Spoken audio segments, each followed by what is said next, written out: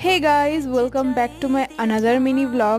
আজকে আমি চলে গেছিলাম আমাদের ঠিক দুটো বাড়ির পরের বাড়ি গৃহপ্রবেশে নেমন্তন্ন খেতে। আর এই যে ঠাকুর, তো এই ঠাকুরের পুজো হয়েছে, তোমাদের দেখিয়ে দিলাম। তো তারপর চলে এসেছি খেতে। এখানে প্রথমে দিয়ে দিয়েছে একটা পাতা আর জলের বোতল, তারপর দিয়েছে স্যালাড, আর দিয়েছে বেগুনি।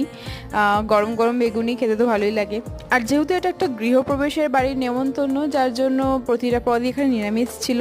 মানে আমিষ সাধারণত হয় না গৃহপ্রবেশে, তো এটা নিরামিষ, সেটাই বলছি। তারপরে বেগনি টেগনি খাওয়া হয়ে গেছে।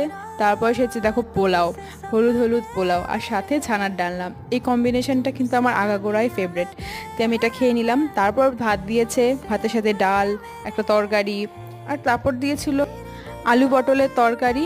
তারপর এসেছে লাস্ট পাতে দই, মিষ্টি, আর চাটনিও ছিল, যেটা আমি নিইনি। তো আজকের ব্লগটা এইটুকুনি। ভালো লাগলে লাইক, শেয়ার, সাবস্ক্রাইব আর কমেন্ট করো। বাই।